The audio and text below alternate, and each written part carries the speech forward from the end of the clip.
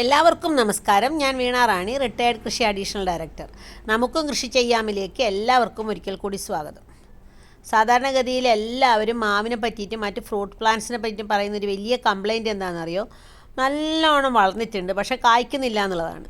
5 വയസ്സായി നട്ടിട്ട്, അതും ഹൈബ്രിഡാണ്, നമ്മൾ യൂണിവേഴ്സിറ്റിയിൽ നിന്ന് വാങ്ങിയതാണ്, എന്നിട്ട് എന്താ കായ്ക്കാത്തത്, ഞാനെല്ലാം കൊടുക്കുന്നുണ്ടല്ലോ എന്നുള്ളതാണ്.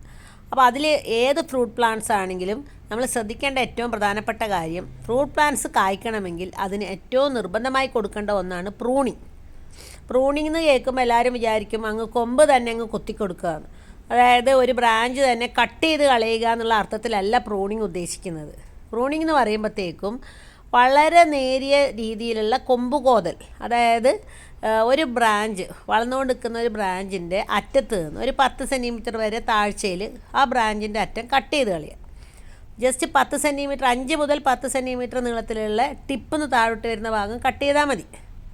ഏത് ചെടിക്കും അതിനുള്ള ഒരു എന്താ പറയുക, അതിൻ്റെ ഒരു ഇൻസ്റ്റിങ്ക്റ്റ് എന്താണെന്ന് വെച്ച് കഴിഞ്ഞാൽ, ഒരു അറ്റം മുറിച്ച് കളഞ്ഞാൽ അവിടെ പുതിയ ബ്രാഞ്ചസ് ഉണ്ടാവുക, സൈഡ് ബ്രാഞ്ചസ് ഉണ്ടാവുക എന്നുള്ളതാണ്. ഇപ്പോൾ നമ്മളിപ്പോൾ ഒരു പേരയുടെ ഒരു ബ്രാഞ്ചിൻ്റെ അറ്റം മുറിച്ച് കളഞ്ഞാൽ, അറ്റം എന്ന് പറഞ്ഞാൽ ഒരു 10 സെൻറ്റിമീറ്റർ മുകളിൽ നിന്ന് താഴെ വരെ 10 സെൻറ്റിമീറ്റർ ലെങ്ത്തിൽ മുറിച്ച് കഴിഞ്ഞാൽ ഉണ്ടാകുന്ന ഗുണം, അതിൻ്റെ ആ മുറിച്ച ഭാഗത്തിൻ്റെ തൊട്ട് താഴെയായിട്ട് 2 സൈഡ് ഷൂട്ട്സ് വരും. അങ്ങനെ നമുക്ക് വരുമ്പോഴത്തേക്ക് ചെടി നല്ല വട്ടത്തിൽ അങ്ങ് വളരും. അതേപോലെ തന്നെ ഉണ്ടാകുന്ന ഏറ്റവും പ്രധാനപ്പെട്ട ഗുണം എന്ന് വെച്ചാൽ, അടുത്ത വർഷം, അതായത് ഈ അടുത്ത നവംബർ മാസം അല്ലെങ്കിൽ ഡിസംബർ മാസം ആകുമ്പോഴത്തേക്കും ഒരു 8 മാസം പ്രായമുള്ള പുതിയ ബ്രാഞ്ചസ് മാവിനുണ്ടാവും. ഏത് ഫ്രൂട്ട് പ്ലാന്റ്സിനും പ്രൂൺ ചെയ്ത് കഴിയുമ്പോൾ ഉണ്ടാകുന്ന ബ്രാഞ്ചസ്, അതിലാണ് ചെടികൾക്ക് കായ് ഉണ്ടാവാനുള്ള അല്ലെങ്കിൽ ഫ്രൂട്ടിങ് ഉണ്ടാവാനുള്ള സാധ്യത കൂടുതൽ. ഇപ്പോൾ എല്ലാവരുടെയും വേനൽമഴ കിട്ടിക്കഴിഞ്ഞ സ്ഥിതിക്ക് ഇപ്പം നമുക്ക് കൊമ്പുകോതൽ നടത്താം.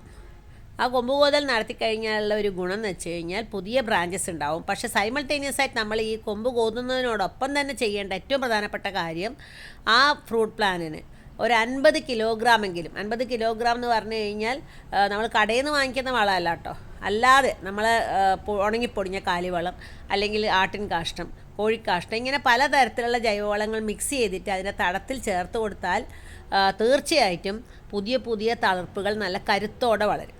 അപ്പോൾ ഈ സമയത്ത് വലിയ മഴ വരുന്നതിന് മുന്നേ, ഇപ്പോൾ വേനൽ മഴ കിട്ടിക്കഴിഞ്ഞ സ്ഥിതിക്ക് നമ്മളുടെ മുറ്റത്തുള്ള ഫ്രൂട്ട് പ്ലാന്റ്സിൻ്റെ ബ്രാഞ്ചസ് ചെറിയ രീതിയിൽ പ്രൂൺ ചെയ്ത് കൊടുക്കുക.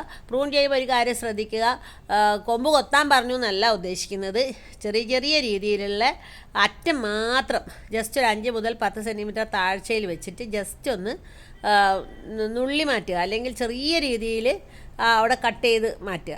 അങ്ങനെ വരുമ്പോഴത്തേക്കും പുതിയ ബ്രാഞ്ചസ് ഉണ്ടാവും. പുതിയ ബ്രാഞ്ചസ് നല്ല കരുത്തോടെ വളരുന്നതിനായിട്ട് ഈ സമയത്ത് ഒരു 50 കിലോഗ്രാം ജൈവവളം, നല്ല 3 വർഷത്തിലധികം പ്രായമായ ഫ്രൂട്ട് പ്ലാന്റ്സിന് 1.5 കിലോഗ്രാം യൂറിയ, 2 കിലോഗ്രാം രാജ്ഫോസ്, ഇത്രയും ചേർത്ത് കൊടുത്തു കഴിഞ്ഞാൽ ചെടിക്ക് മൊത്തത്തിൽ മഴക്കാലത്ത് നല്ല ആരോഗ്യത്തോടെ കരുത്തോടെ വളരുന്നതിനും അടുത്ത സീസണിൽ നിറച്ച് ഫ്രൂട്ട്സ് ഉണ്ടാകുന്നതിനുള്ള ഒരു കാരണമാണ്. നമുക്ക് ബേസിക്കായിട്ട് ഗ്രോത്ത് ആണല്ലോ അതിന് ആദ്യം വേണ്ടത്. അപ്പോൾ കരുത്തോടെയുള്ള വളർച്ചയ്ക്ക് ഈ സമയത്ത് പ്രൂൺ ചെയ്യുക, ജൈവവളം ചേർത്ത് കൊടുക്കുക, അല്പം രാസവളങ്ങളും ചേർത്ത് കൊടുക്കുക. അപ്പോൾ തീർച്ചയായിട്ടും ഈ വീഡിയോ ഈ സമയത്ത് ഇട്ടതെന്ന് വെച്ച് കഴിഞ്ഞാൽ, നമ്മൾ മാവ് അടുത്ത വർഷവും പൂത്തില്ല എന്നുള്ളൊരു കംപ്ലയിൻറ്റ് നമുക്ക് ഉണ്ടാവരുത് എന്നുള്ള ഉദ്ദേശത്തോടെയാണ്. അപ്പോൾ തീർച്ചയായിട്ടും ഈ വീഡിയോ, കുഞ്ഞു വീഡിയോ തന്നെ ഇട്ടിരിക്കുന്നത് അത്രയും മുഴുവനും കാണാൻ വേണ്ടിയിട്ടാണ് കേട്ടോ. അപ്പോൾ വീഡിയോ നിങ്ങൾക്ക് തീർച്ചയായിട്ടും ഉപയോഗപ്പെടുന്നതിനാണ് ഞാൻ വിചാരിക്കുന്നത്. ഇഷ്ടമെങ്കിൽ please like, share and subscribe. നിങ്ങളുടെ ആവശ്യങ്ങളും അഭിപ്രായങ്ങളും നിർദ്ദേശങ്ങളും ഒക്കെ തന്നെ കമൻ്റായിട്ട് അറിയിക്കുക. വീണ്ടും ഒരു കാർഷിക വീഡിയോയുമായി കാണുന്നത് വരെ നന്ദി, നമസ്കാരം.